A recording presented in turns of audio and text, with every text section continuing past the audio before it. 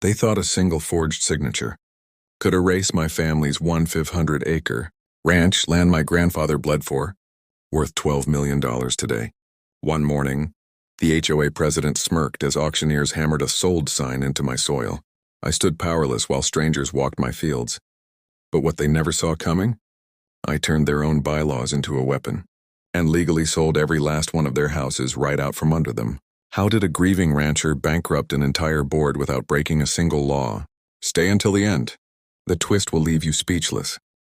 My name is Caleb Harlan, 42, third generation, rancher on the same 2,500 acres my grandfather homesteaded outside Austin in 1947.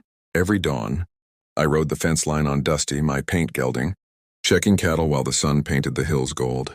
The land fed us, paid the bills, and held my parents' ashes under the old live oak. Life was steady. Friday barbecues with neighbors, kids racing ATVs across the back pasture, and zero HOA headaches, until the new subdivision sprouted 2 miles east. That's when the board formed. 8 retirees in pressed polos who suddenly claimed protective covenants over my untouched ranch. Because a forgotten 1980s survey line grazed their welcome sign, they mailed glossy letters about community standards and aesthetic harmony, but I tossed them aside. My deed was ironclad, my taxes current. What could a bunch of lawn-obsessed newcomers possibly want with open range? I had no idea their first quiet vote that September would soon auction my legacy to the highest bidder. The first letter arrived on a Tuesday. Crisp ivory envelope slid under my gate like a summons. Inside, a $500 fine for unapproved agricultural structures. My barn, built in 1953, suddenly violated their new visual corridor rule. I laughed, crumpled it, and kept riding fence. 2 weeks later, a drone buzzed overhead at sunrise, red light blinking. Same day, another fine. $1,000 for excessive dust generation from my gravel driveway. The board president, Evelyn Whitlock, 65, former realtor, hair like a helmet, stood at my mailbox with a clipboard. Sign the compliance agreement, Caleb, or it doubles daily. I told her to leave before I called the sheriff. She smiled and snapped a photo of my rusted windmill. Fines stacked faster than hay bales. 2,000, 4,000, 8,000. They cited manure odor, fence height. Even the color of my tractor, John Deere green, was non-conforming. My bank account bled. I stopped opening mail. Then the liens hit. $47,000 attached to my title in under 60 days. The county clerk shrugged. The HOA had filed everything by the book. I hired a lawyer, Maria Reyes, sharp as barbed wire. She found the smoking gun. A 1987 plat map showing my ranch excluded from the original covenants. But Evelyn's board had quietly amended the declaration in 2022, backdated signatures and slipped it past the state. Maria warned me. They're betting you'll fold before court. They didn't stop at paper. One night, floodlights blazed across my pasture. Surveyors in neon vests hammered stakes along my eastern boundary, claiming eminent domain for a community greenbelt. My cattle spooked. 2 heifers lost through a cut fence. I found Evelyn's grandson filming it on his phone, laughing. Sleep became a rumor. I'd pace the porch at 3 a.m., shotgun across my lap, watching headlights crawl the ridge.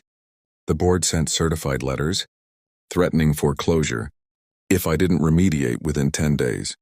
Maria filed an injunction, but the judge, golf buddies with Evelyn's husband, set the hearing 3 months out. Then the auction notice dropped. My ranch, all 1,500 acres, scheduled for public sale in 42. Days to satisfy delinquent. Assessments. The starting bid, $1.2 million, less than a tenth of its worth. Evelyn's voicemail purred. Attend the gala, Caleb, wear something nice. We'll toast new ownership. I stood in the corral as the sun bled out, Dusty nuzzling my shoulder. My grandfather's voice echoed. Land's the only thing that lasts. I wasn't losing it to a woman who'd never pulled a calf in the mud. That night I opened the HOA's own 400-page rulebook, highlighter in hand, and started reading between every lying line. Maria called at dawn, breathless. Their amendment? 1 signature's forged. Your grandfather's name dated after he died. My pulse hammered. If the covenant was void, every fine, every lien, every auction notice collapsed like a house of cards.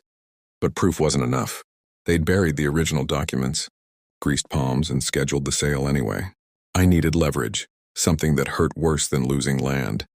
Something that made Evelyn wake up sweating. I found it on page 312, subsection 14.7. The event of covenant violation by the association itself.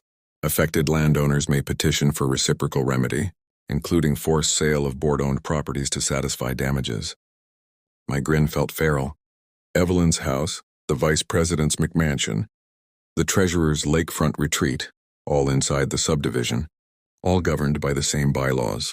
If their amendment was fraud, their homes were fair game. The auction was 38 days away. I had one shot to flip the board, expose the forgery, and trigger the clause before the gavel fell. But Evelyn wasn't stupid. She'd fight dirty, and she had the judge, the sheriff's deputy, and half the town in her pocket. What nobody counted on. I still had the original 1947 deed, my grandfather's handwriting in faded ink, and a surveyor willing to testify for the right price. The war wasn't over, but the battlefield just shifted under their manicured lawns. Would I save my ranch, or watch them sell my soul to the highest bidder?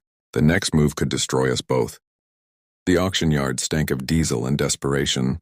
Under the tin roof pavilion, Evelyn Whitlock stood on a folding chair, gavel raised, her voice slicing through the crowd. Lot 1, Harlan Ranch, 1/500 acres, prime hill country. Opening bid $1.2 million.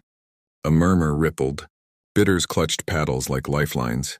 My stomach knotted as a developer from Dallas lifted his card. I stepped forward, boots crunching gravel, and slid a manila envelope across the podium. Inside, the original 1947 deed, my grandfather's notarized will, and a sworn affidavit from the county archivist confirming the forged signature. Auction's void, I said, loud enough for every phone camera. Covenant amendment is fraud. Diens dissolvet nun. Evelyn's face went the color of bleached bone. She snatched the papers, scanning, lips moving silently. The crowd hushed.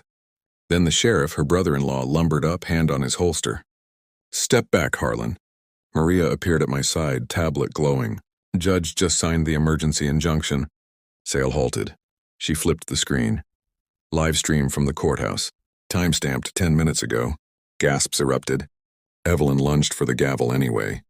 This is my community, she shrieked, voice cracking. I met her eyes and recited subsection 14.7 word for word. Reciprocal remedy. You violated the covenant. Now your properties satisfy the damages. I nodded to the bailiff. I'd paid to stand by. He slapped foreclosure notices on Evelyn's podium. Her house, the VP's, the treasurer's, all scheduled for sheriff's sale in 14 days. The developer dropped his paddle. Phones flashed. Evelyn staggered, clutching the chair as the crowd turned on her. Neighbors she'd fined for pink flamingos. Now filming her meltdown. She tried to bolt. The bailiff blocked the aisle. I leaned in, voice low. You wanted my dirt. Enjoy the view from a rental. Her empire crumbled in the Texas dust, and the gavel never fell. But the real shock was still coming. What happened when the board begged on their knees? 3 weeks later, the sheriff's gavel did fall on Evelyn's cul-de-sac.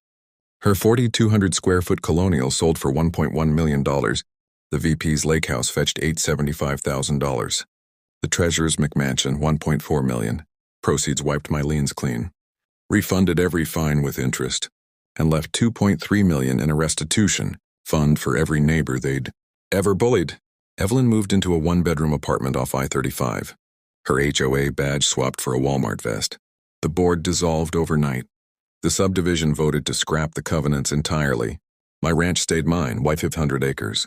No drones, no dust fines, just cattle and sunrise. I planted a new live oak where the auction sign once stood. Under it, a bronze plaque reads, Land endures. Tyranny doesn't. Long term, the state legislature passed Harlan's law, capping HOA liens at $5,000 without court review. Across Texas, boards think twice before forging a dead man's name. Takeaway, when they steal your legacy, fight with the only weapon they respect, their own rules. One clause, one forged signature, and an entire kingdom of Karens fell. What's the pettiest fine you've ever beaten? Drop it below, I read every comment.